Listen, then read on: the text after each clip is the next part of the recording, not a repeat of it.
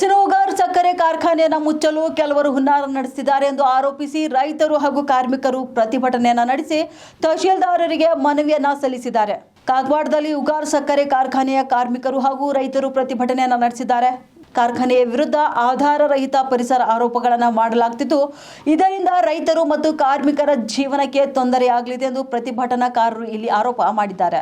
ಸ್ವಾತಂತ್ರ್ಯ ಪೂರ್ವದಿಂದ ಕಾರ್ಯನಿರ್ವಹಿಸುತ್ತಿರುವಂತಹ ಈ ಒಂದು ಕಾರ್ಖಾನೆ ಸಾವಿರಾರು ರೈತರಿಗೆ ಹಾಗೂ ಕಾರ್ಮಿಕರಿಗೆ ಜೀವನಾಧಾರವಾಗಿದೆ. ಯಾವುದೇ ಕಾರಣಕ್ಕೂ ಕಾರ್ಖಾನೆ ಮುಚ್ಚಬಾರದು ಎಂದು ತಹಶೀಲ್ದಾರ್ ರವೀಂದ್ರ ಹಾದಿಮನಿ ಅವರಿಗೆ ಮನವಿಯನ್ನ ಸಲ್ಲಿಸಿದ್ದಾರೆ. ರೈತ ಬಾಂಧವರೇ ಹಾಗೂ ಗ್ರಾಮಸ್ಥರೇ, ಇವತ್ತು ಸುಮಾರು ಉಗಾರ್ ಶುಗರ್ 80 ವರ್ಷ ಮೇಲ್ಪಟ್ಟ ಈ ಒಂದು ಸಕ್ಕರೆ ಕಾರ್ಖಾನೆ ಇಡೀ ಏಷ್ಯಾ ಖಂಡದಲ್ಲಿ ಮಾದರಿಯ ಸಕ್ಕರೆ ಕಾರ್ಖಾನೆ. ಸಕ್ಕರೆ ಉತ್ಪಾದನೆ ಇರ್ಬೋದು, ಕೋ ಜನರೇಷನ್ ಇರ್ಬೋದು, ಅಥವಾ ಈಗ ಸದ್ಯದಲ್ಲಿ ಇಥೆನಾಲ್ ಇರ್ಬೋದು, ಇಡೀ ದೇಶದ ಹೆಸರುವಾಸಿ ಮಾಡಿದ ಒಂದು ಸಕ್ಕರೆ ಕಾರ್ಖಾನೆ ಯಾವುದಾದಿದ್ರೆ ಅದು ಉಗಾರ್ ಶುಗರ್ ಸಕ್ಕರೆ ಕಾರ್ಖಾನೆ. ಇಂಥ ಮಾದರಿಯ ಸಕ್ಕರೆ ಕಾರ್ಖಾನೆ ಮೇಲೆ ಕೂಡ ದೌರ್ಜನ್ಯ ನಡೀತಾ ಇದೆ ಅಂದ್ರೆ ಅದು ಬಹಳ ಖೇದನೀಯ. ಅಂತ ಜನರು ಕೂಡ ಇವತ್ತಿನ ಸಮಾಜದಲ್ಲಿ ಬದುಕಿದಾರು.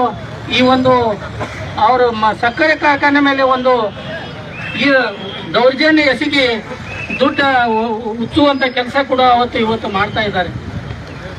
ಈಗ ಕೆಲವೊಂದು 4 ಜನ ಕೂಡಿ ಉಗಾರ್ ಸಕ್ಕರೆ ಕಾರ್ಖಾನೆ ಮೇಲೆ ಸುಮಾರು 1 ವರ್ಷ ಕಾಲ ಒಂದು ಉಗಾರ್ ಶುಗರ್ ಸಕ್ಕರೆ ಕಾರ್ಖಾನೆ ಪೊಲ್ಯೂಷನ್ ಇದೆ ಅಂತ ಸುಮಾರು ಕಂಪ್ಲೇಂಟ್ ಮಾಡಿ ರಾಜ್ಯ ಸರ್ಕಾರದ ಪ್ರದೂಷಣ ನಿಯಂತ್ರಣ ಮಂಡಳಿಯಲ್ಲಿ ಯಾವತ್ತು ಮೇಲಿಂದ ಮೇಲೆ ತಕರಾರು ಮಾಡಿ ಉಗಾರ್ ಶುಗರ್ ಸಕ್ಕರೆ ಕಾರ್ಖಾನೆ ಮೇಲೆ